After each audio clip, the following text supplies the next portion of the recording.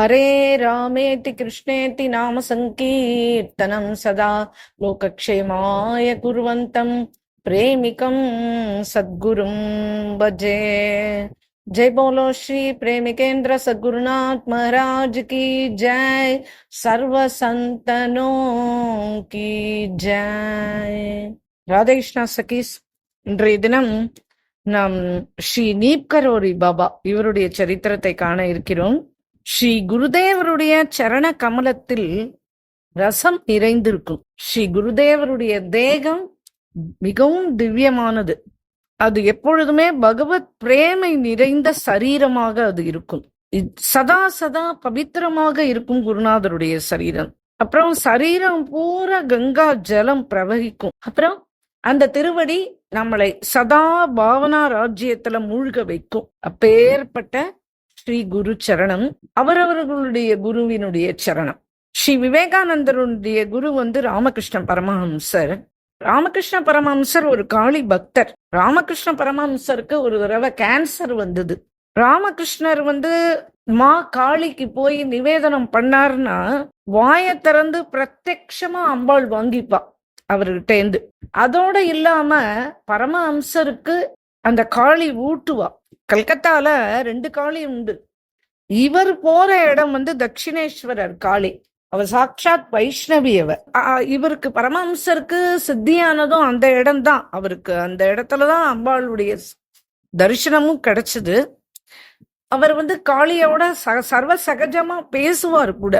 இப்படி இன்னொன்னு, அவர் தன்னுடைய பத்னியே ஜெகதம்பாவா தான் நினைப்பார்.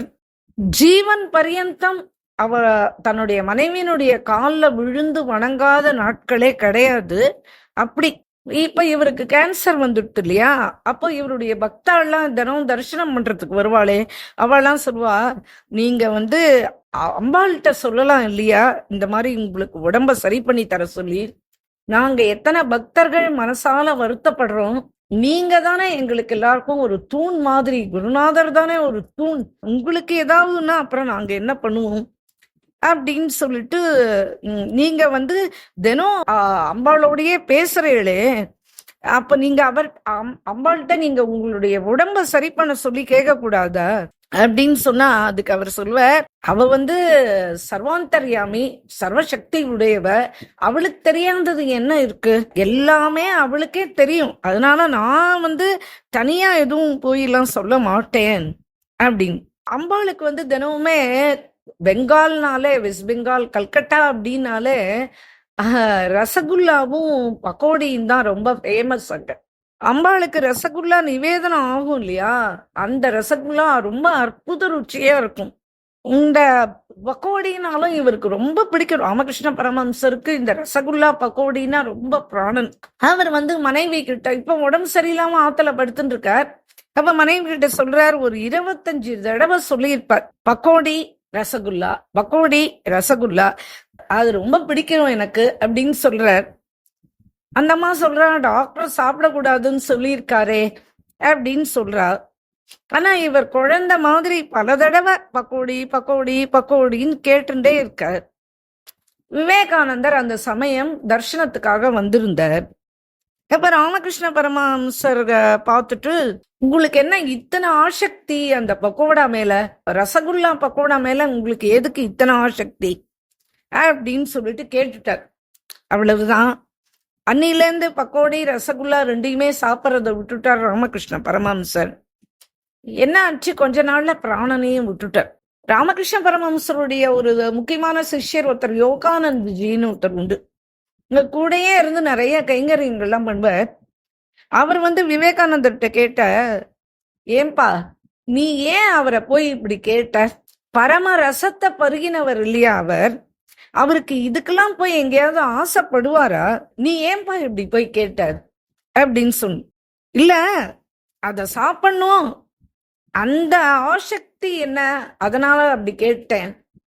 உடனே அதுக்கு அவர் சொன்னார், இந்த பாருப்பா, அவருக்கு தேக நிர்வாகம் ரொம்ப நல்லா தெரியும். அவருடைய தேகத்தை எப்படி நிர்வாகம் பண்ணிக்கணும் அவருக்கு நல்லா தெரியும். அவர் யோக சக்தி உடையவர். அப்புறம் அவர் இத சாப்பிடணும் அப்படின்ற அந்த ஆசக்தி, அந்த பக்கோடா, அந்த ரசகுல்லா மேல அந்த ஆசக்தியில தன்னுடைய தேகத்தை அவர் நிறுத்தி வச்சிருந்தார்ப்பா. தேகம்ன்றது எல்லாருக்குமே பொதுவான சமாச்சாரம். இது தேகம் எது வரைக்கும் இருக்கோ அது வரைக்கும் அது எதையாவது உன்னை பற்றிந்துதான் நிற்கும். நாமெல்லாம் சம்சாரிகள், அவெல்லாம் மகா புருஷர்கள். இவாளுக்கு பகவான் இது மாதிரி ஏதாவது ஒண்ணுத்துலதான் ஒட்ட வச்சிருப்பான் சரீரத்தை. இது பகவத் இச்சையாலேயே தான் இப்படியும் ஏற்படும். இந்த ஆசக்தி சரீரம் எது வரைக்கும் இருக்கணுமோ அது வரைக்கும் இந்த ஆசக்தி தொடரும். அந்த ஆசக்தி எந்த உண்ணும் பொருளா இருக்கலாம், இல்ல ஏதாவது சிஷ்யர்களா இருக்கலாம், அல்லது வேற எதுவா வேணும்னாலும் இருக்கலாம். ஆனா ஏதாவது பேர்ல இப்படி ஒரு ஆசக்தியோ பிரியம் இருந்ததுன்னா அதுலதான் அந்த வண்டியே ஓடுறதுப்பா.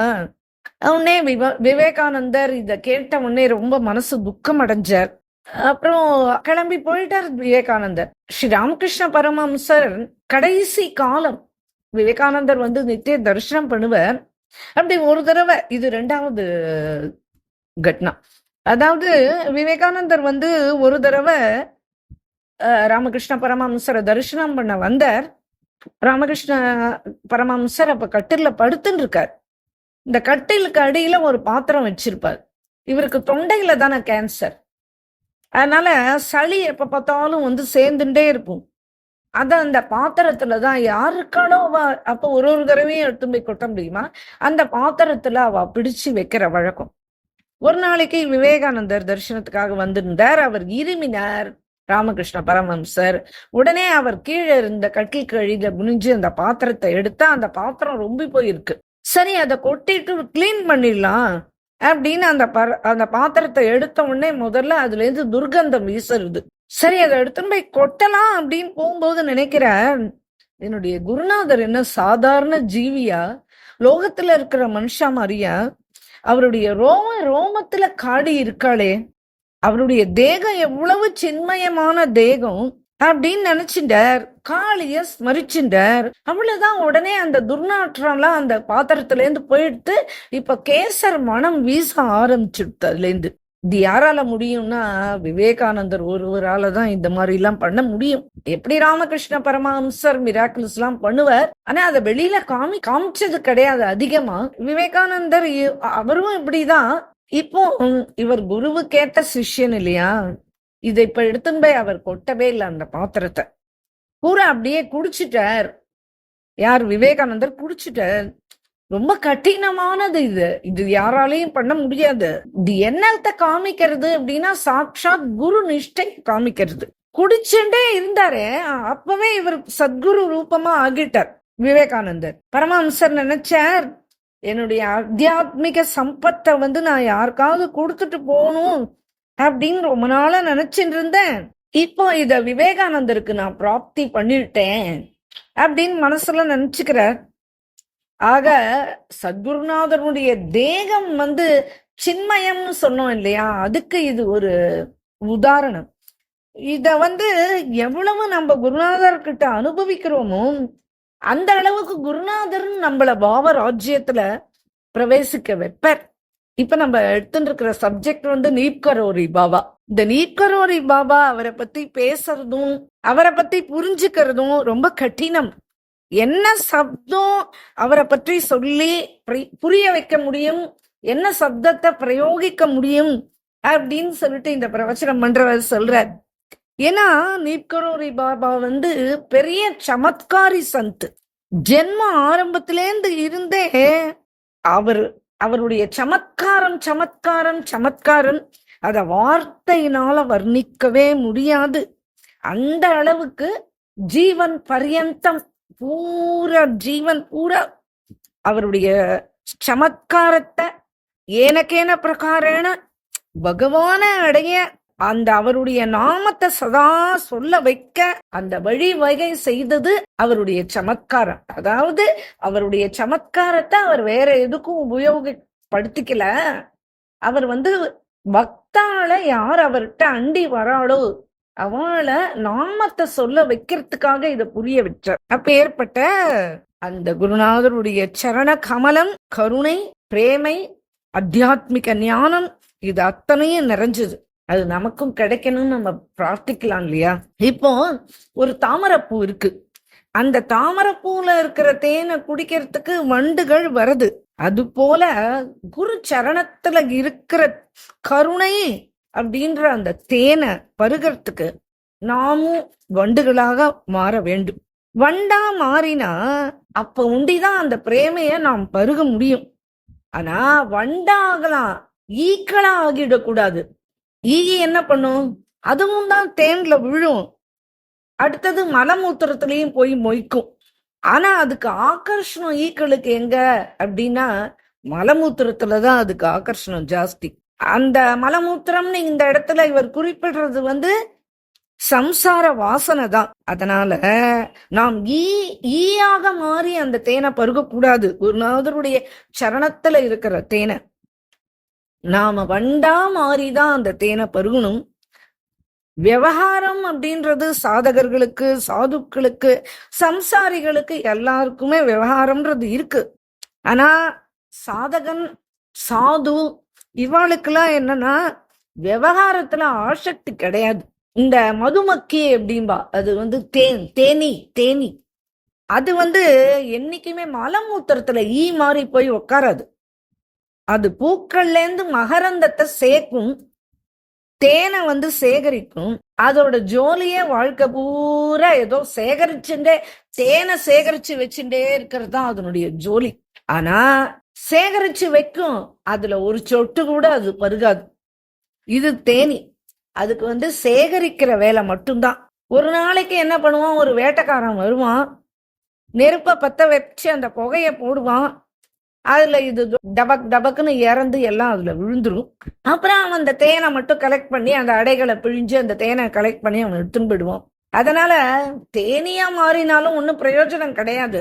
எல்லாத்தையும் சேகரிச்சு வேணா வச்சுக்கலாம், ஆனா அனுபவிக்கிறதுக்கு அதுக்கு குருநாதருடைய கருணை, அது நம்ம வண்டா மாறினாதான் அது உண்டு. அப்படி மகாத்மாக்களை அண்டனும், அவாட்ட பக்தி பண்ணணும். தர்ஷன பக்தி கூட போதும். நாம எதை யார்கிட்டேந்து கத்துண்டோமோ அதுக்கு நம்ம பதில் சொல்லணும். வைஷ்ணவ தர்ஷனத்தினால என்ன அப்படின்னா, தர்ஷனம் மாத்திரனே பக்தி புஷ்டி ஆயிடும். அது இது கத்துண்டு சாதனை பண்ணி அதெல்லாம் வேண்டாம். வெறும் வைஷ்ணவால போய் சும்மா பாக்குறோம் இல்லையா, அந்த தரிசனம் மாத்திரேன அந்த பக்தி புஷ்டி ஆயிடும். சாதுக்களுடைய தரிசனமும் அதே மாதிரிதான். அவளை தரிசனம் பண்ணாலும் நம்மளுக்கு தானா பக்தி ஏற்பட்டு, அந்த பக்தியில ஒரு லயிப்பு ஏற்பட்டு அந்த பக்தி தானே புஷ்டி ஆயிடும். அதுக்கப்புறம் என்ன, அவ சொல்ற பகவான நம்ம தரிசனம் பண்ணுவோம், பகவான் நம்மளுக்கு அனுகிரகமும் பண்ணுவார். இந்த குரு பூர்ணிமா இப்போ இன்னொரு 4-5 நாள்ல வரப்போறது. இந்த குரு பூர்ணிமா அப்படின்றது என்ன அப்படின்னா, சாக்ஷாத் ஸ்ரீ வேத வியாசர், அவரால் தான் ஸ்ரீபாகவதம், அவரால் தான் எல்லா புராணங்கள், அவரால் தான் நம்மளுக்கு இன்னைக்கு எல்லாமே, நம்மளுடைய சனாதன தர்மமே அவருடைய கிரந்தங்கள்னால்தான். அவருடைய ஜென்மோத்சவம் இன்னைக்கு. அச்சா, அடுத்தது முக்கியமான பிருந்தாவனத்தை பிரகடனம் சைத்தன்ய மகாபிரபு சொன்னார்னு பிருந்தாவனத்தை பிரகடனம் பண்ண அந்த 6 கோஸ்வாமிகள்ல ரூப சனாதன கோஸ்வாமிக்கு அதிகமான பங்குகள் உண்டு.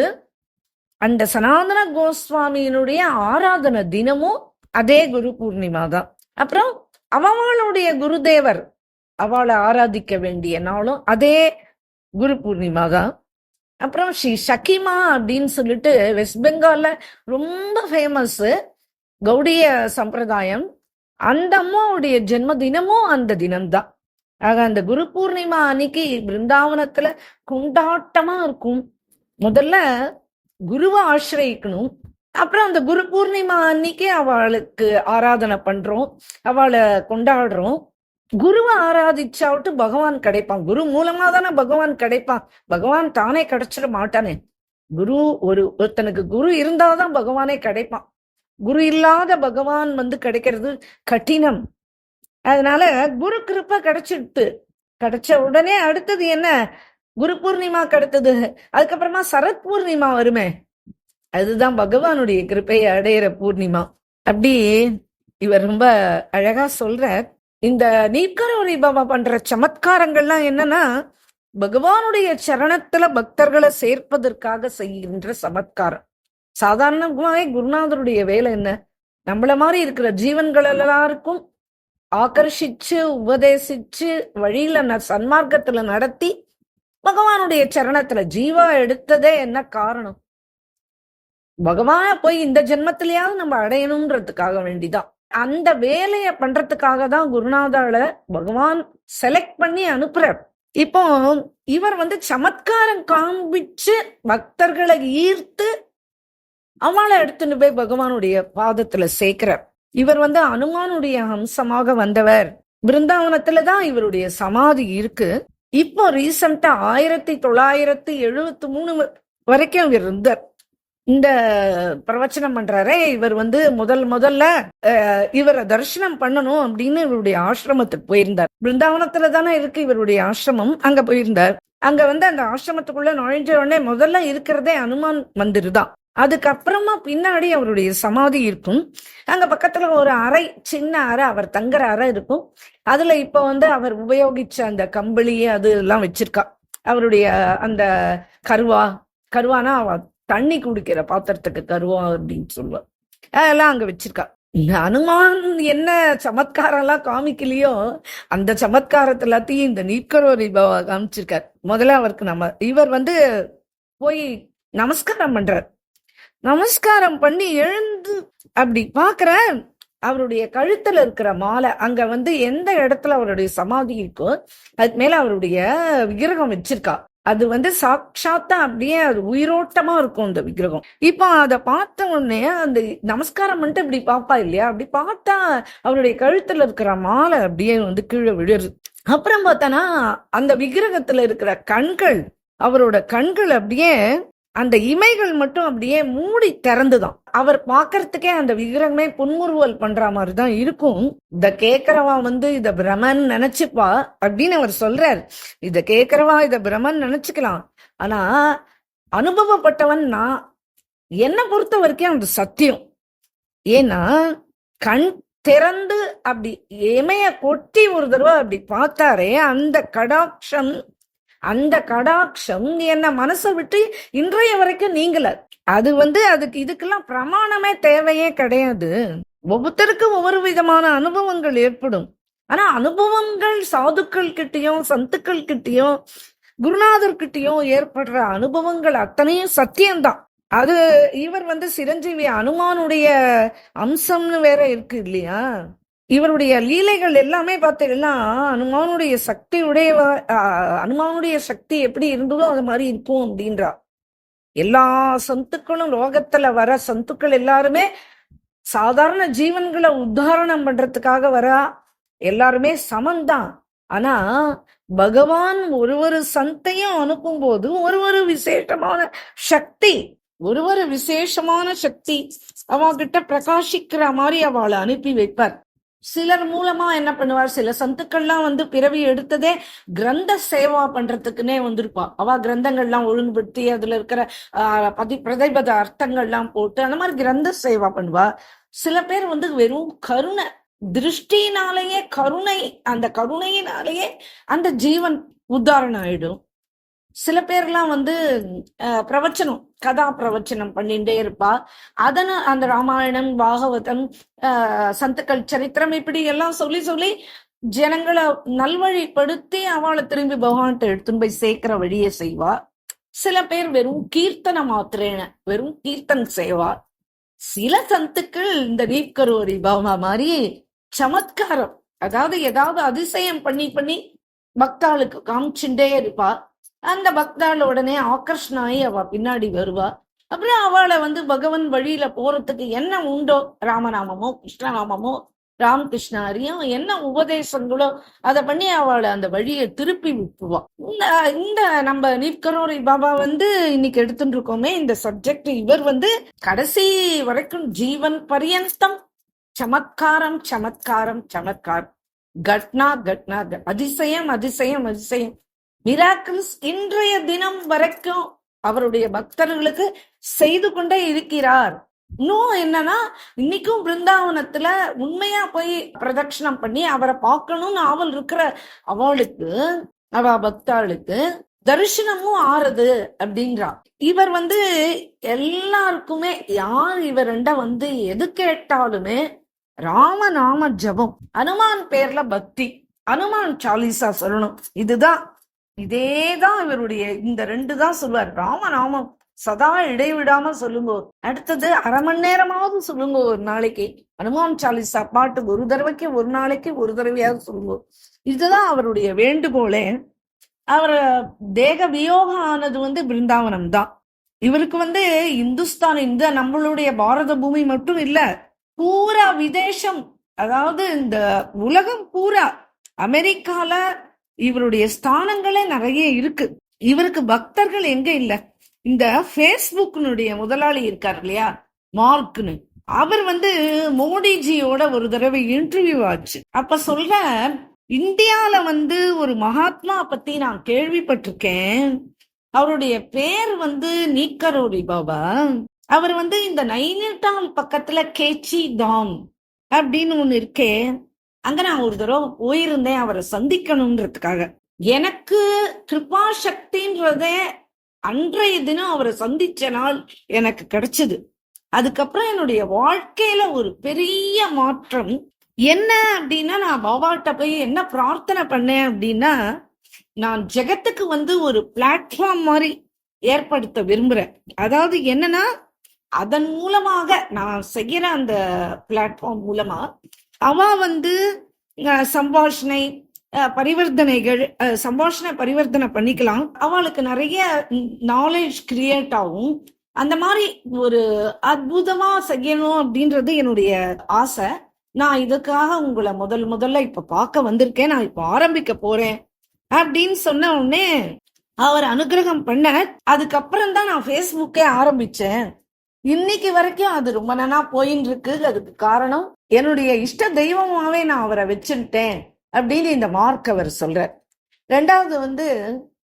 ரெண்டாவது அதிசயம், இந்த மொபைல் கம்பெனியுடைய famous mobile company Apple company தானே, அதனுடைய முதலாளி ஒரு பெரிய நீப்கரோரி பாபாவுடைய பெரிய பக்தர். இவர் ஒரு தடவை இந்த நைனிடால் பக்கத்துல இருக்க இந்த கேச்சி தாம் அங்க வந்தார். அவருக்கு ஒண்ணுமே தெரியாது. அவருக்கு ஒரு நல்ல நண்பர் ஒருத்தர் இருந்தார். அவருக்கு தான் நீப்கரோரி பாபா பத்தி தெரியும். பாபா பெரிய சித்தர், நீங்க அங்க வாங்கோ, நீங்க அவரை ஒரு தடவை தரிசனம் பண்ணுங்களேன் அப்படின்னு கூப்பிட்டார். அவர் வந்தார், கூட்டின்னு போனார். கேச்சிதாம் வந்தாச்சு. பாபா எதிர்க்க எடுத்து போய் நிறுத்திட்டார். பார்த்தார், உடனே அழ ஆரம்பிச்சிட்டார் அவர். உடனே பாபா அவருக்கு ஏதோ மனசுல ஒருத்தருக்கு மனசுல புரியும் அவர் என்ன சொன்னார்ன்றது. பாபா ஏதோ அவருக்கு புரிய வச்சார், ஒரு சங்கேதம் பண்ணார். அப்புறம் என்ன பண்ணார், ஒரு கையில ஒரு ஆப்பிள பிரசாதமா கொடுத்தார். ரொம்ப சாதாரண பிரகிருதி. அவர் பார்க்கும்போது அவர் ஒண்ணுமே கிடையாது, அவர் சாதாரண பிரகிருதி. சரி, நான் போய் இப்ப கம்பெனி ஆரம்பிக்க போறேன், இந்த பிரசாதமா நீங்க ஆப்பிள் கொடுத்ததுனால இந்த ஆப்பிள் அப்படின்ற பேர்லயே நான் கம்பெனி ஆரம்பிக்கிறேன் அப்படின்னு சொல்லிட்டு, இப்ப உங்களுக்கு எல்லாம் தெரியும் ஆப்பிள் கம்பெனி எவ்வளவு பிரசித்தம்ன்றது நம்மளுக்கு எல்லாருக்கும் தெரிஞ்ச விஷயம்தான். இப்ப கோட்டி கோட்டியா வருமானம் கொழிக்கிறார்.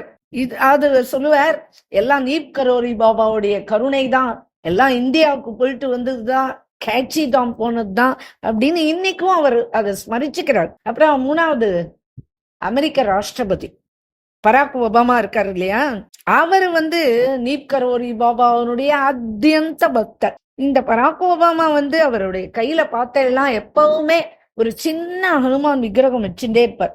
இவர் ஹனுமான்ஜியினுடைய பக்தர் கூட.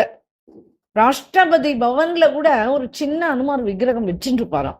அப்படி இவர் நீப்கரோரி பாபாவுக்கு அப்படி ஒரு சேவை பண்ணுவார். வருஷம் கண்டிப்பா அவரை தரிசனம் பண்ணாம இருக்க மாட்டார். அவருடைய எல்லா காரியம் துவங்கறதுக்கு முன்னாடி நீப்கரோரி பாபாவையும் அனுமானையும் தான் அவர் ஸ்மரிச்சுக்கிற வழக்கம். அடுத்தது ஒரு பெரிய ஹீரோயின் ஒருத்தி இந்த பாபாவுடைய விஷயம் கேள்விப்படுறா. சரி, நம்ம போய் பாபாவை தரிசனம் பண்ணிட்டு வருவோம், நம்ம என்னவோ இந்த தொழில்ல மாட்டின்ட்டோம், இந்த தொழில்னால நல்ல பேரும் இருக்கு கெட்ட பேரும் இருக்கு. நல்ல பேர்னா என்ன, பாப்புலாரிட்டி தான், வேற என்ன. அதனால பாபா தரிசனம் பண்ணணும் அவளுக்கு தோணி போயிட்டு வெளிநாட்டுல இருந்து அவ கிளம்பி வந்தா. நைனிட்டாலுக்கு போய் அந்த கேச்சி தாமுக்கு போனா. உடனே பாபாவை பார்த்து நமஸ்காரம் பண்ண உடனே, பாபா என்ன வேணும் உனக்கு அப்படின்னு கேட்டார். அவ என்ன சொன்னா தெரியுமா? உங்க கிருபதான் வேணும், வேற ஒண்ணும் வேண்டாம், இல்ல வேற ஏதாவது கேள் அப்படின்னார். அவ ஒண்ணுமே கேட்கல, அப்படியே கம்னா அவருடைய திருவடியே பார்த்துட்டு இருந்தா. இவர் மௌனத்துக்கு போயிட்டார். அதுக்கப்புறம் பேசவே இல்லை அவளோட, அவ்வளவுதான். அதுக்கப்புறம் அவ கிளம்பி வெளிநாட்டுக்கு போயிட்டா, அவ ஊருக்கு போயிட்டா. அவ மனசே மாறி போயிடுத்துமா. மனம் மாறி இந்து தர்மத்துல ஒரு ஆகர்ஷணம். அப்புறம் அதுக்கு சம்பந்தமான புஸ்தகங்கள்லாம் எடுத்து படிக்க ஆரம்பிச்சா. அப்புறம் என்ன பண்ணா, அதுலயே அப்படியே பைத்தியம் ஆயிட்டா. உடனே கிளம்பி அங்கேருந்து வெளிநாட்டுல இருந்து நேரா இந்தியாக்கே வந்துட்டா. இங்க வந்து யோகா, தியானம், பக்தி இதுலெல்லாம் நாட்டத்தை செலுத்தி அப்படியே அதுலயே மூழ்கிட்டா. அவ ஆக்சுவலா வாழ்க்கையில ஒரு பெரிய பரிவர்த்தனம். அது அந்த பாபாவனுடைய கருணை அப்படியே டோட்டலா அவளுடைய வாழ்க்கை அப்படியே மாறிட்டு. அதுக்கப்புறம் அவ திரும்பி வெளிநாட்டுக்கு போவே இல்லை. பாபா கிட்டயே வந்து பல தடவை நமஸ்காரம் பண்ணி அவருடைய கிருப்பைய வேண்டி இருக்கா. பாபா அவளுக்கு வந்து சீதா தாசின்னு பேர் வச்சார். அதுக்கப்புறம் அவ வந்து பிருந்தாவனத்துக்கே வந்துட்டா. கடைசி மூச்சு வரைக்கும் அவ பிருந்தாவனத்திலேயே தான் வாழ்ந்தா.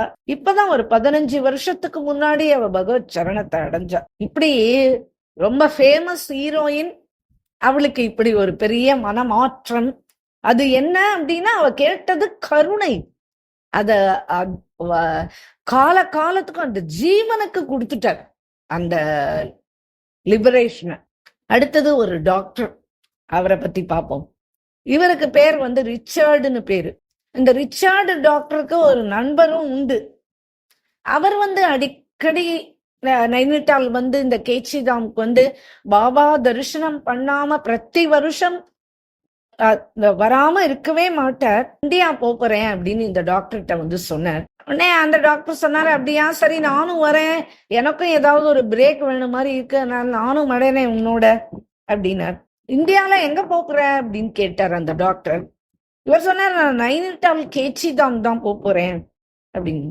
ஓ, அது கோடை வாசஸ்தலமாச்சே, ரொம்ப நல்லா இருக்குமே நைனிட்டால், டார்ஜிலிங், நான் அதெல்லாம் படிச்சிருக்கேனே, இந்தியாவில இதெல்லாம் ரொம்ப நல்லா இருக்குங்கள அப்படின்னு கேட்டார்.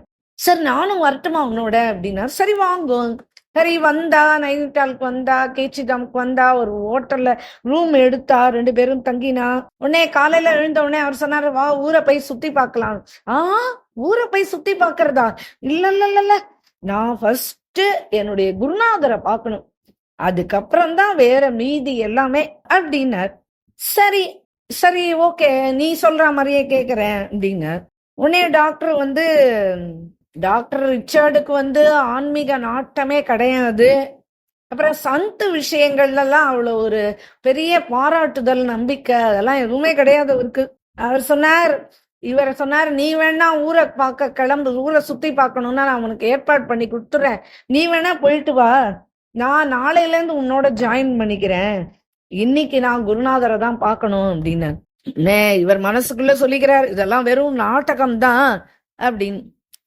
சரி டாக்டர் ரிச்சர்ட் சொன்னார், இல்ல இல்லப்பா, நான் இன்னைக்கு உன்னோடய வரேன், நான் பாட்டுக்கு வண்டியில உட்காந்துருக்கேன், நீ போயிட்டு வந்துரு, நாளையில இருந்து நீ எனக்கு கம்பெனி கொடு.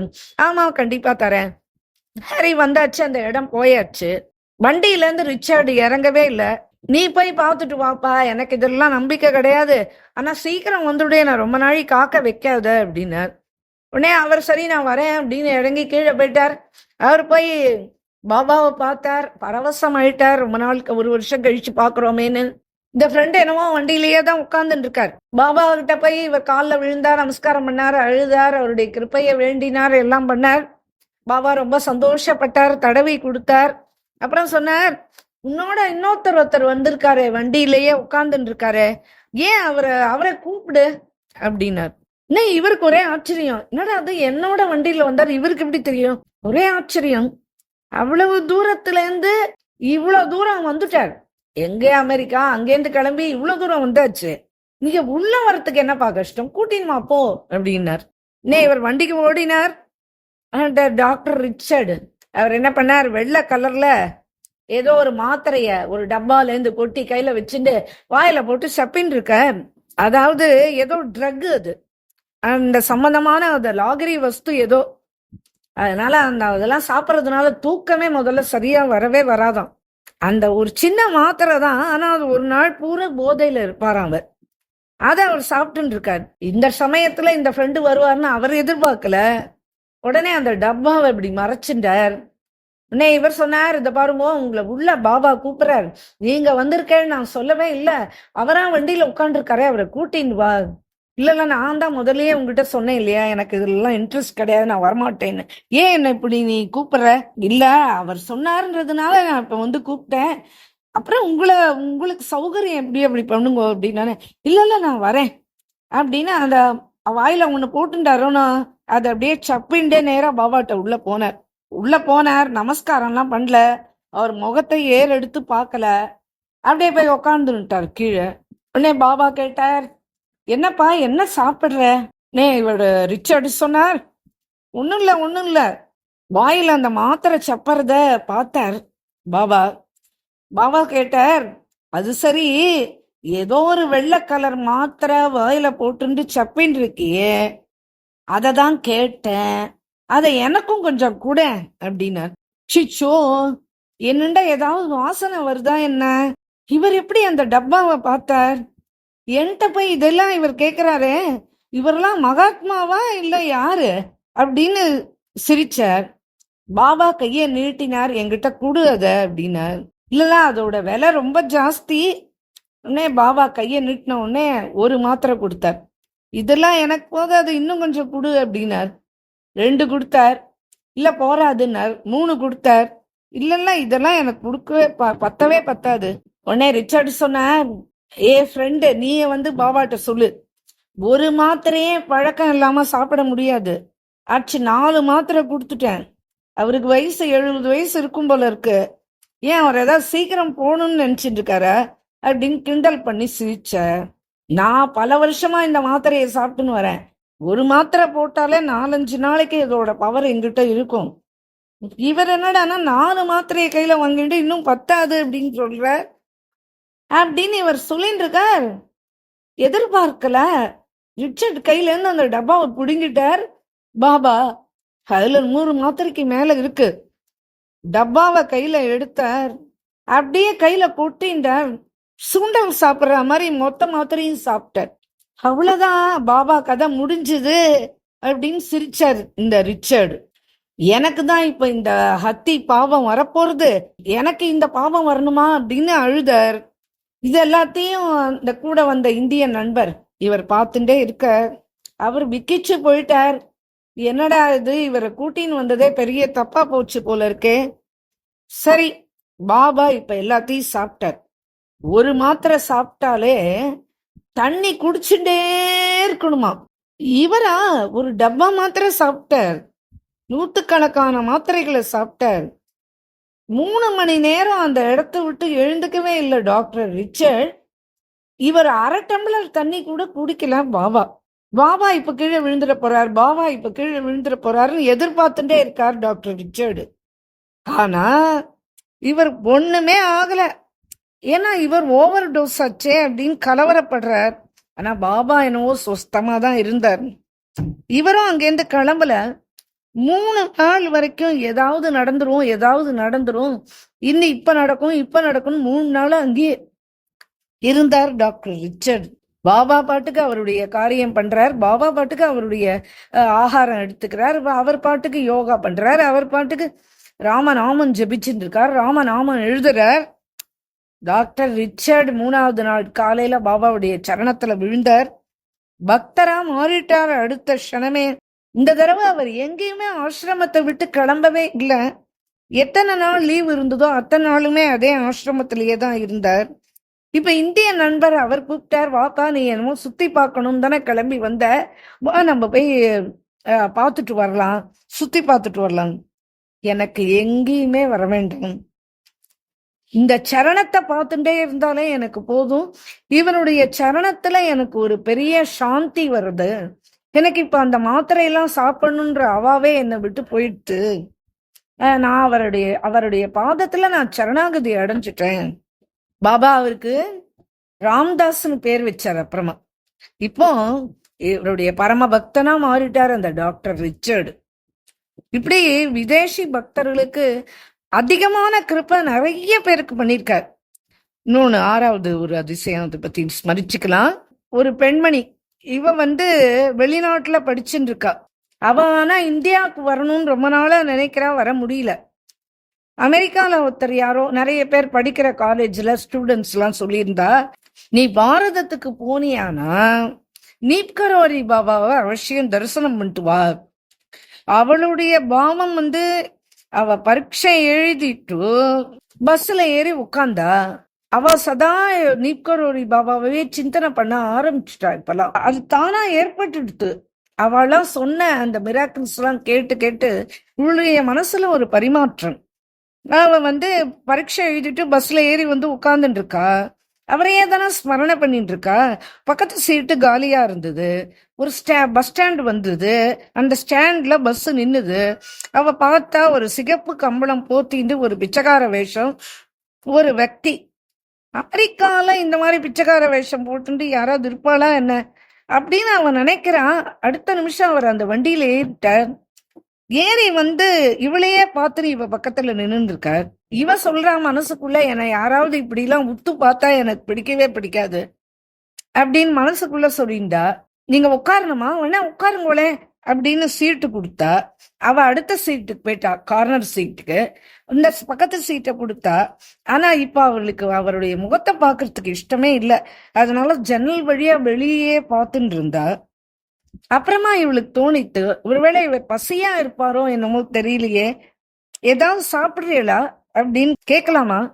ஏன்னா யாரையும் இன்சல்ட் பண்ண கூடாது இல்லையா.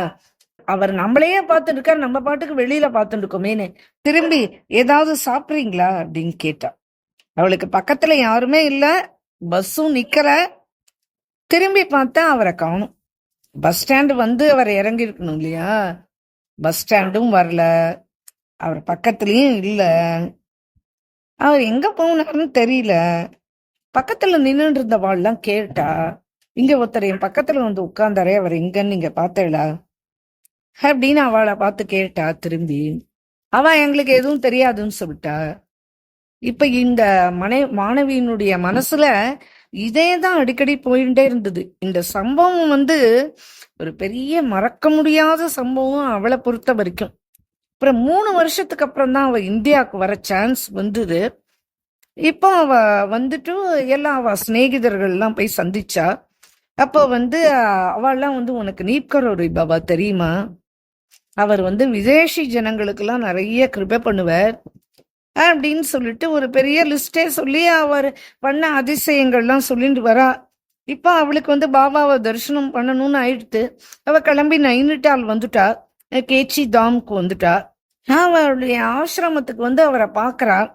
பார்த்த உடனே அதே சிகப்பு கம்பளம் அன்னைக்கு அவர் உடுத்திண்டு அவர் பஸ்ல ஏறி உத்து பார்த்தாரே, அதே சிகப்பு கம்பளம் தான் இப்பவும் நீங்க பிருந்தாவனம் போனேன்னா அந்த சிகப்பு கம்பளம் தரிசனத்துக்கு வச்சிருக்கா, பார்க்கலாம்.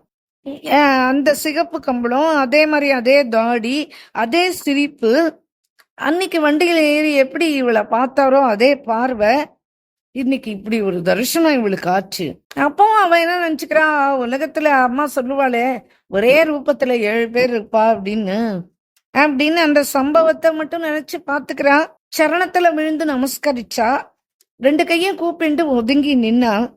முதல் வார்த்தை அவர் இவளை பார்த்து பேசினது, அன்றைய தினம் உன்னுடைய பஸ்ல ஏறி உன் பக்கத்துல நான் தானே உட்கார்ந்தேன், நீ கூட ஜன்னல் பக்கமா திரும்பிண்டிய அப்படின்னு கேட்டார்.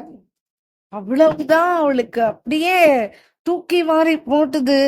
திரும்பியும் சரணத்துல விழுந்து நமஸ்காரம் பண்ணா. கண்லேந்து தாரையா தண்ணி குட்டித்து.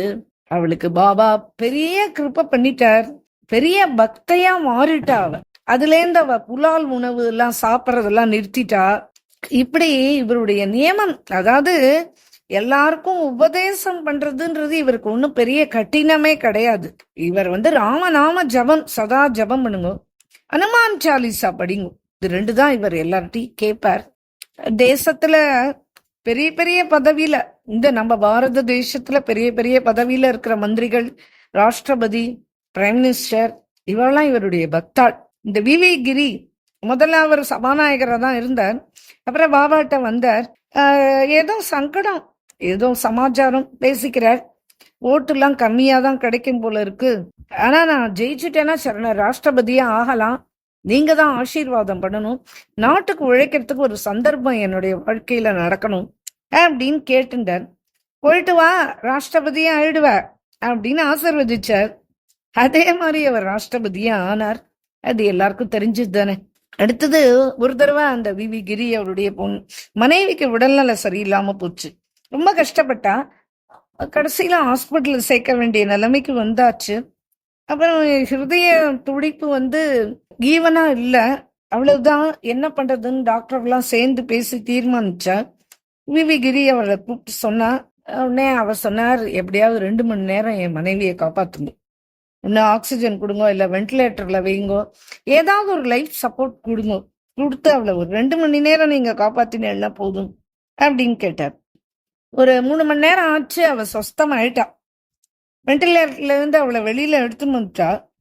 டாக்டர்லாம் கேட்டா, ராஷ்டிரபதிஜி நீங்க இன்னும் 2 மணி நேரம்னு சொன்னேலே, அதோட ரகசியம் என்ன அப்படின்னு கேட்ட உடனே அப்போ அவர் சொன்னார், நான் நேற்றுக்கு பாபாவோட பேசினேன். என்னுடைய குருநாதர் அவர், என்னுடைய மனைவியினுடைய விவரங்கள்லாம் அவர்கிட்ட எடுத்து சொன்னேன். அதுக்கு அவர் நாளைக்கு மத்தியானம் 2 மணி வரைக்கும் தள்ளணும். அது வரைக்கும் அவளை எப்படியாவது காப்பாத்திட்டேலாம். அதுக்கப்புறமா ஏதாவது மெடிக்கல் சப்போர்ட் கொடுத்து டாக்டர்கிட்ட சொல்லி காப்பாத்து. அதுக்கப்புறம் அந்த 2 மணி நேரம் அவள் தாண்டிட்டான்னா அவள் பழிச்சுடுவா அப்படின்னு சொன்னார். அதனால்தான் நான் உங்ககிட்ட திரும்ப திரும்ப 2 மணி நேரம் சொன்னேன் அப்படின்ன உடனே, அதுக்கப்புறம் அந்த அம்மா பழிச்சுட்டா. பல வருஷங்கள் அதுக்கப்புறம் அந்த அம்மா உயிரோட இருந்தா. போய் பாபாவை நேர்ல பார்த்து ஆசீர்வாதம் தம்பதிகளா வாங்கிட்டு வந்தா. அவருடைய வாழ்க்கையிலும் ஒரு பெரிய அற்புதம். அதுக்கப்புறம் ஜவஹர்லால் நேரு, அவர் ஜவஹர்லால் நேரு அவர் ஒரு பெரிய ஆபத்துல மாட்டின்றார். அவர் இவர் அணுகினார். அப்ப பிரதம மந்திரியா இருந்த நேரம் ஜவஹர்லால் நேரு. இதுக்கு முன்னாடி என்ன ஆகுதுன்னா, கல்கத்தாவுக்கு வந்திருக்கார் பிரதமர் நேரு. ஒரு பிளைட்ல இறங்கி இருக்கார். இறங்கின உடனே பத்திரிகைக்காரர்கள், அப்புறம் எஸ்கார்ட்ஸ், ஒரு பொதுமக்கள் எல்லாரும் கூடுவா இல்லையா, அந்த மாதிரி நேருஜி நின்று ஏதோ அவெல்லாம் புகைப்படம் எடுக்கிறா, ஏதோ பேசின்னு இருக்கார். இதே சமயத்துல இன்னொரு பிளைட் இறங்கிட்டு அதுல இருந்து நிப்கரோரி பாபா இறங்கினார்.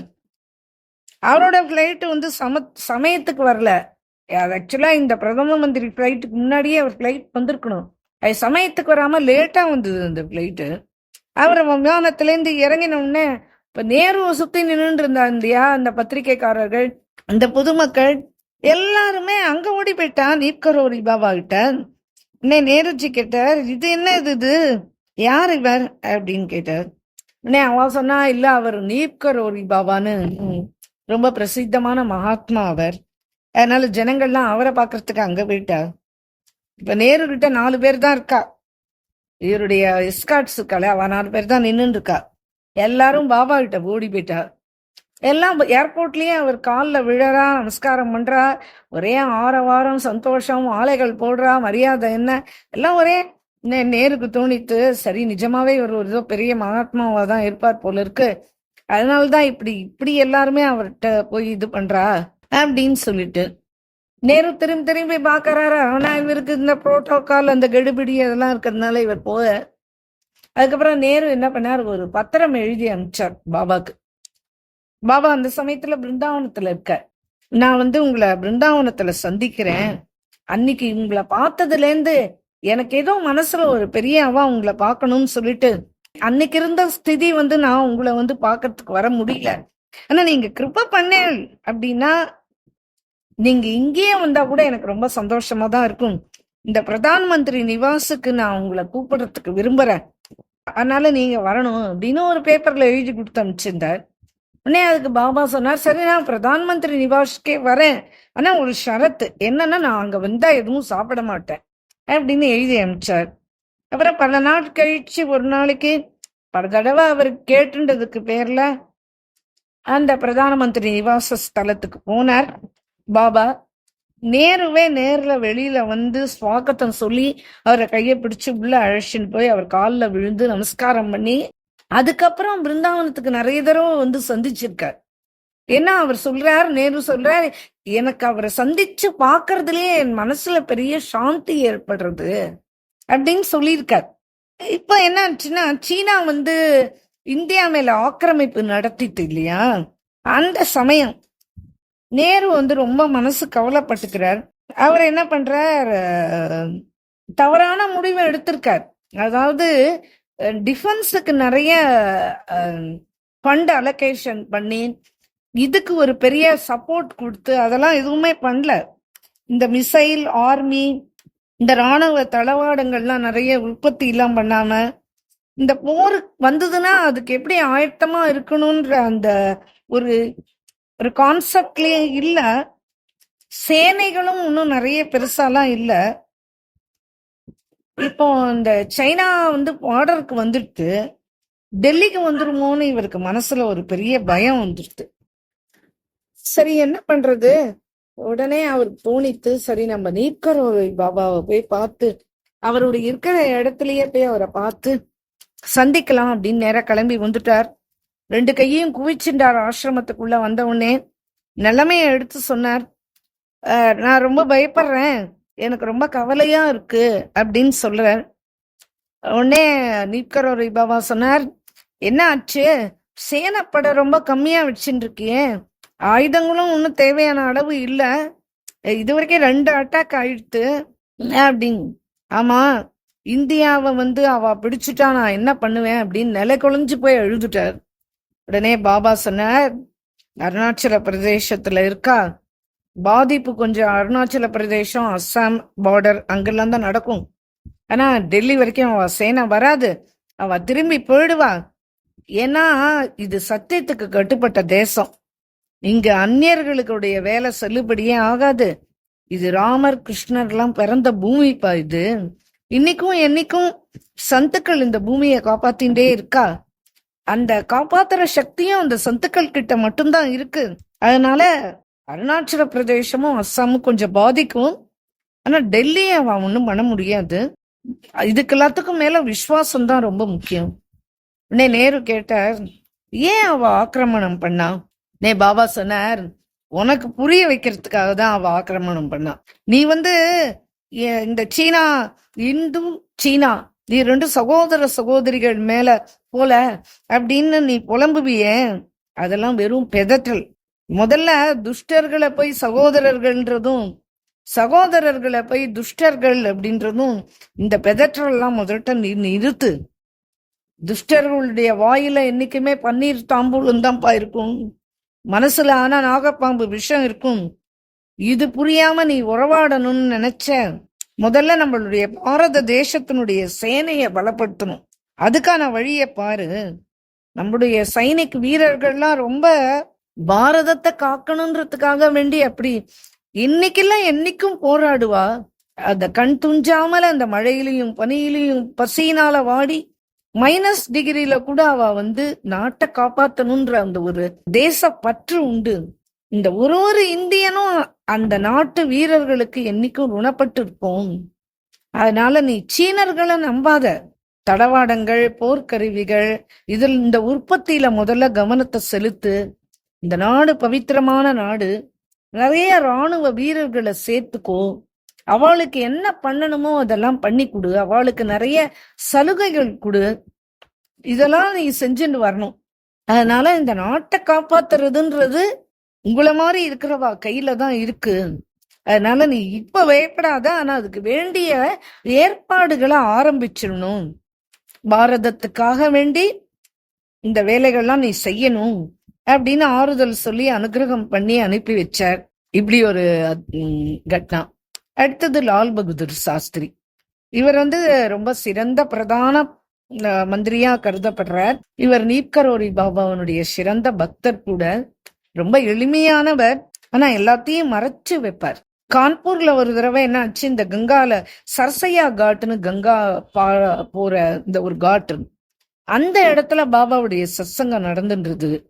300-400 பக்தர்கள் கூடி உட்கார்ந்து அனுபவிச்சுட்டு இருக்கா சத்சங்கத்தை. லால் பகதூர் சாஸ்திரி வந்து அன்றைய தினம் வந்து கான்பூர்ல அங்கதான் இருக்காரு. அவருக்கு தெரிய வந்தது கங்காஜியில பெரிய சத்சங்கம் நடக்கிறதுன்னு. அவருக்கு ரொம்ப ஆசை, எப்படியாவது நம்ம போயிடணும் அந்த சத்சங்கத்துக்கு அப்படின்னு. உடனே போலீஸ் ஸ்குவாட கூப்பிட்டார். அவர்கிட்ட சொன்னார், நான் தரிசனம் பண்ண விரும்புறேன், நீங்க போய் அங்க போய் சொல்லிட்டு வாங்கோ, இது மாதிரி நான் வரணும்னு ஆசைப்படுறேன் அப்படின்னு. உடனே பாபாட்ட போய் அவன் வந்து சொன்னா. பாபா சொன்னார், சரி வரட்டும், அவர் வரலாம். அந்த அந்த கார்டு வந்தாரே, அவர் சொல்ற போலீஸ் கார்டு, அவர் சொல்ல, ஆனா இவாளெல்லாம் நீங்க அனுப்பிச்சிடணும். பாபா சொன்னார், நான் பக்தர்கள் எல்லாம் அனுப்பவே மாட்டேன். அவெல்லாம் நான் கிடைக்கணும்ன்றதுக்காக ஏங்கன்னு இருக்கவா, அவ வந்திருக்கா, வராது. இவர் வரணும்னா இவர் வரட்டும், அவருக்கு புரோட்டோகால் இருக்குல்ல அப்படின்னு சொன்ன. ஆனா ஒன்னே ஒண்ணு சொல்லிட்டேன், போலீஸோட அவர் வந்தாருன்னா அவருக்கு தரிசனம் கிடைக்காது. அப்புறம் பக்தர்களை போ சொன்னாலும் அவருக்கு தரிசனம் தரமாட்டேன். இந்த 2 பாயிண்ட்டையும் நீங்க அவர்கிட்ட போய் தெளிவா சொல்லிடுங்க அப்படின்னு. ஆனா லால் பகதூர் சாஸ்திரி கிட்ட வந்து அவ எல்லாம் இதெல்லாம் சொன்னா. ஆனா அவர் என்ன சொல்றார், எது வேணா இருக்கட்டும், நான் இந்த க்ஷணம் அவரை பார்த்தாகணும் அப்படின்னு சொன்ன உடனே, இந்த பிரைம் மினிஸ்டர் ஒரு இடத்துக்கு வரணும்னா அதுக்கு அந்த புரோட்டோகால், அந்த நியமங்கள்லாம் இருக்கு இல்லையா, அது என்ன இருக்கோ. இந்த போலீஸ் எல்லாம் நிறைய பேர் வராதிங்கோ, ஆனா அங்கரட்சகு இந்த போலீஸ் இருப்பா இல்லையா, பாடி கார்ட்ஸ், அவன் மட்டும் வரட்டும் அப்படின்னு. இப்போ வந்துட்டாரு இவர் உள்ள. பாபா என்ன சொன்னா, சரி வரட்டும், ஜனங்கள் வழி விடுவா அப்படின்னு. பத்திரிக்காக்காராலும் பின்னாடியே வரா. பகவா வந்து பக்தர்கள் மத்தியில தான் உட்கார்ந்துட்டு இருக்கார். காரை விட்டு அவர் இறங்கும் போது பாபா அங்கதான் இருக்கார். அவர் 2 அடி எடுத்து வச்சார், பாபா எங்க போனார்னே தெரியாது, மறைஞ்சு போயிட்டார். லால் பகதூர் சாஸ்திரி சொன்னார், 1 மணி நேரம் போலீஸ விட்டு தேட சொன்னார், அவர் எங்கேயோ போய் இருக்கார், நான் அந்த இடத்துல போய் அவரை சந்திச்சுக்கிறேன், அதனால எங்க இருக்காருன்னு போய் தேடிட்டு வாங்க. எல்லா இடமும் தேடியாச்சு, பக்தர்களும் தேடுறா, ஆனா அவர் எங்க இருக்காருன்றது மட்டும் யாருக்குமே கிடைக்கல. ஆச்சு 3 மணி நேரம் ஆயிடுத்து. சரி, லால் பகதூர் சாஸ்திரி திரும்பி கார்ல ஏறிண்டார், கிளம்பி போயிட்டார். உடனே போலீஸ்கார கூட்டம், இந்த பத்திரிக்கைக்காரர்கள் எல்லாம் திரும்பி போயிட்டா. எல்லாரும் போன உடனே பாபா வந்து உட்கார்ந்துட்டார். உடனே பக்தர்கள்லாம் கேட்டா, பாபா எங்க போயிருந்தேன், ஒளிய கூட இடம் இல்லை, இங்கெல்லாம் எங்க போய் ஒளிஞ்சிருந்தேன். உடனே பாபா சொன்னார், நான் கங்கா மையாவுடைய மடியில போய் ஒளிஞ்சிட்டேன் அப்படின்னு சொல்லிட்டு சிரிக்கிறார். அதுக்கப்புறம் இன்னொரு சமயம் லால் பகதூர் சாஸ்திரி பிருந்தாவனத்துக்கு வந்தார். வந்து அவருடைய ஆசிரமத்திலேயே தரிசனம் பண்ணார். பாபாவும் அவருக்கு வேண்டிய அளவுக்கு ஆசீர்வாதங்கள்லாம் பண்ணார். அடுத்த பிரதமர் இந்திரா காந்தி, ஸ்ரீமதி இந்திரா காந்தியும் இவரை சந்திக்க வந்திருக்கா. அது என்ன காரணம் அப்படின்னு கேட்டா, ஒரு பிரிட்ஜு, அந்த ட்ரெயின் போறதுக்கு ஒரு பிரிட்ஜு கட்டுறா. வரிசையா பில்லர்கள் போட்டுட்டே வந்துட்டு இருக்கா. ஆனா அந்த பில்லர்கள்லாம் போட போட 1 இல்ல 2 மாசத்துக்குள்ள அந்த பில்லர்லாம் அப்படியே கீழே விழுந்துடும். திரும்பவும் போடுவா, திரும்பவும் விழுந்துடும். இப்படியே நடந்துட்டு இருக்கு. சரி விட்டுடலாம், வேற பாத்துக்கலாம் அப்படின்னா முடியாது. ஏன்னா அந்த இடத்துக்கு வழியா ரயில் போக்குவரத்து ரொம்ப முக்கியம். ஜங்ஷன் பாயிண்ட் வேற. இந்திரா காந்தி பார்லிமெண்ட்ல வேற இத பத்தி அனௌன்ஸ்மெண்ட் எல்லாம் பண்ணிருக்கா. இவளுடைய ப்ராஜெக்ட் வேற இது. அதனால இப்ப என்ன பண்ணா, இந்த ஆர்கிடெக்டுகள் அப்புறம் ரயில்வே இன்ஜினியர்ஸ் இவளெல்லாம் கூப்பிட்டு ஒரு பெரிய மீட்டிங் போட்டா. அவனே அவெல்லாம் சொன்னா, நாங்கெல்லாம் என்ன தரமான பொருட்களை வச்சுதான் கட்டுறோம், பல தடவை இந்த மாதிரி இடிஞ்சு விழருது, இதுக்கு ஏதோ விஷயம் இருக்கு, எங்களுக்கு என்னன்னு கண்டுபிடிக்க தெரியல அப்படின்னு சொல்லிட்டு அந்த மீட்டிங் முடிஞ்சு போயிடுது. அதுக்கப்புறம் இந்திரா காந்தி என்ன பண்ணா, காசியில ஒரு பெரிய ஜோதிஷாச்சாரியர், எப்பாவது ஏதாவது வேணும்னா அங்க அவ கேக்குற வழக்கம் உண்டு, அவரை போன்ல கூப்பிட்டு பேசினான். இந்த மாதிரி பில்லர் வந்து அடிக்கடி சாஞ்சு சாஞ்சு விழுந்துறது, இதுக்கான காரணம் தெரியல, ஜங்ஷன் பாயிண்ட் ட்ரெயின் போய் தான் ஆகணும், இப்ப என்ன பண்றது, என்ன காரணம்னு நீங்க கொஞ்சம் சொல்லுங்க அப்படின்னு கேட்டா. அவா சொன்னா, பிரதான மந்திரிஜி, இதுக்கான பதில் எங்க கிட்ட கிடையாது, ஏன்னு கேளுங்களேன், நாங்க காஷி பண்டிதர்கள் தான், ஆனா நாங்க ஜோதிஷ வேலைதான், கட்டங்களை வச்சு என்ன கேள்வி கேட்கிறோ அதுக்கு பதில் சொல்லுவோம், அவ்வளவுதானே கண்டு, இதெல்லாம் எங்களால சொல்ல முடியாது அப்படின்னு சொல்லிட்டு சொன்ன உடனே, என்னது இது கூட உங்களால சொல்ல முடியாதா என்ன அப்படின்னு கடிஞ்சிக்கிறா இவ. அவ சொன்னா, சரி நாங்க ஒரு உபாயம் சொல்றோம், நீங்க கேளுங்க, பிருந்தாவனத்துல நீப்கரோரி பாபான்னு ஒரு பாபா இருக்கார், ஒரு மகாத்மா இருக்கார். அவர்கிட்ட வேணா பேசி பாருங்க, உங்களுக்கு ஏதாவது ஒரு உபாயம் கிடைக்கலாம். எங்களுக்கு இதுக்கெல்லாம் நாங்க சொல்ல முடியாது அப்படின்னு. சரி, இப்ப இவ என்ன பண்ணா, இந்திரா காந்தி சொல்லி அனுப்பிச்சா அவர் எங்க இருக்காரோ இல்லையோ, அவர் இருக்காரான்றத மட்டும் தெரிஞ்சுண்டா நேரம் கிளம்பி வந்துட்டா. வந்து நேரம் வந்தார், ஆசிரமத்துக்கு முன்னாடி இறங்கினா, போனா காலில் விழுந்து நமஸ்காரம் பண்ணா. முதல்ல உடனே அவ பேசுறதுக்கு ஆரம்பிக்கிறதுக்கு முன்னாடியே நீம்கரோரி பாபாவே என்ன சொன்னார்னா, அது ஒண்ணும் இல்ல, அங்க ஒரு அனுமார் கோயில் ஒண்ணு கட்டுங்கோ, அதுக்கப்புறமா பில்லர்லாம் நிக்க ஆரம்பிச்சிடும். அப்படியே ஆச்சரியப்பட்டு போயிட்டா அவ. அவ்வளவுதான், வேற ஒண்ணும் இல்லைன்னு ஒரு பழத்தை கொடுத்து அனுப்பிச்சு விட்ட. அவ கிளம்பி வந்துட்டா. அதுக்கப்புறம் அனுமார்ஜி கோயில் ஒண்ணு அங்க கட்டுமோன்னா கட்டி முடிச்சா அந்த கோயில அந்த கான்ட்ராக்டர்ஸ். அதுக்கப்புறம் பில்லர் கட்டினா அப்படி அப்படியே நிக்கிறது. முன்னாடி எல்லாம் விழுந்துருமே, அந்த மாதிரியே இல்ல. இப்போ ஒரு பிரிட்ஜ் வேலை ரொம்ப ஜரூரா நடக்க ஆரம்பிச்சுடுத்து, வேலையும் சீக்கிரமா முடிஞ்சு போயிடுத்து. உடனே இவர் ரொம்ப பாராட்டினா இவருடைய சமத்காரத்தை பார்த்து இந்திரா காந்தி. இப்படி பல பேருக்கு, பல பிரமுகர்களுக்கு, பல பக்தர்களுக்கு என்னென்ன லீலைகள், என்னென்ன சமத்காரங்கள் காமிக்கணுமோ அதெல்லாம் காமிச்சிருக்காரு இந்த பாபா. இதுக்கு மேல இப்ப இவர் இவருடைய ஜனனம் ஆக்ரா பக்கத்துல அக்பர்பூர்னு ஒரு கிராமம். இவருடைய பிதாவுடைய பேர் துர்கா பிரசாத் சர்மா. அம்மாவோட பேர் ஸ்ரீ ஹரிதேவிஜி. ஜென்மம் ஆறுது இவருக்கு. மாதா பிதா ரெண்டு பேருமே அனுமான் பக்தர்கள் தான். அனுமானே இவருடைய அம்சத்தினாலதான் பிரகடனம் ஆகியிருக்கார் அப்படின்னு. குழந்தை பிறந்த உடனே அவ அப்பா பெரிய உற்சவம் கொண்டாடினார். அக்கம் பக்கத்துல இருந்து சாரியா ஆயிரக்கணக்கான குரங்குகள் குவிஞ்செடுத்து இவருடைய வீட்டை சுத்தி போக மாட்டேன்னு அடம் பண்றது. அவ அப்பாவுக்கு இந்த பக்கம் குழந்தை பிறந்திருக்கு, இந்த பக்கம் என்னடானா 4 திசையில இருந்து இப்படி குரங்குகள் கூட்டமா சேர்ந்துட்டே இருக்கு, என்ன பண்றதுன்னு புரியலையே. அந்த ஊர் பெரியவர்கிட்ட போய் கேட்டார். அந்த ஊர் பெரியவர் சொன்னார், இந்த குழந்தை அனுமானுடைய கிருப்பையினால பிறந்த குழந்தையா இருக்கும் போல தெரியுது. அதனால வந்திருக்கிற குரங்குகளுக்கு மொத்தம் வாழைப்பழம், சனா, வெல்லம் இத வச்சு ஒரு விருந்து மாதிரி கூடு, எல்லாம் கிளம்பி போயிடும் அப்படின்னு. அதே மாதிரியே இவர் வாழைப்பழம் தாரா ஆர்டர் பண்ணி வாங்கி வாழைப்பழங்கள், சனா, வெல்லம் எல்லாம் வச்ச உடனே எல்லாம் அந்த குரங்குகள் எல்லாம் எல்லாத்தையும் சாப்பிட்டது, எல்லாம் கிளம்பி போயிடுச்சு. இது ஒரு பெரிய அதிசயம். இவர் பிறந்த உடனே ஆயிரக்கணக்கான குரங்குகள் வந்ததும், இந்த மாதிரி சாப்பிட்ட உடனே அது அத்தனையும் கிளம்பி போனதும் ஒரு பெரிய அதிசயம்.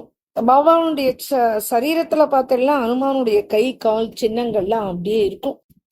அப்படி இவருடைய அங்கத்துல அப்படி சில சின்னங்கள்லாம் உண்டு. கை கால் எல்லாமே பார்த்தா கொஞ்சம் வித்தியாசமா தான் இருக்கும். அவர் உட்காரும் போது, அவருடைய சரணம் உட்காரும் போது அந்த முன் கால்களை ரெண்டுத்தையும் மடக்கின்னு தான் உட்கார்ந்துட்டு இருப்பார். அந்த விரல்கள் அப்படி முன்னாடி இருக்கும், அந்த விரல்கள்லாம் கொஞ்சம் மடங்கினா மாதிரி இருக்கும். கை விரலும் அப்படிதான் இருக்கும், கொஞ்சம் முன்னால அப்படி மடங்கினா மாதிரி இருக்கும். வானரம் உட்கார்ந்தா எப்படி உட்காருமோ அப்படிதான் இவரும் உட்காருவார். அவர் உட்கார்ற தரிசனம், அப்புறம் அவர் சிரிக்கும் போது அனுமார் மாதிரி தான் இருக்கும். அவருடைய ஆக்கிருதியுமே அப்படிதான் இருக்கும். அவருடைய உடம்புல பல இடத்துல பல சின்னங்கள்லாம் இருக்கும். சரித்திரம் ரொம்ப பெருசா போயின்னு இருக்கிறதுனால பார்ட் 2ல பார்க்கலாம்ப்பா. जय बोलो श्री प्रेमिकेंद्र सद्गुरुनाथ महाराज की जय, सर्व संतनों की जय. राधे कृष्ण.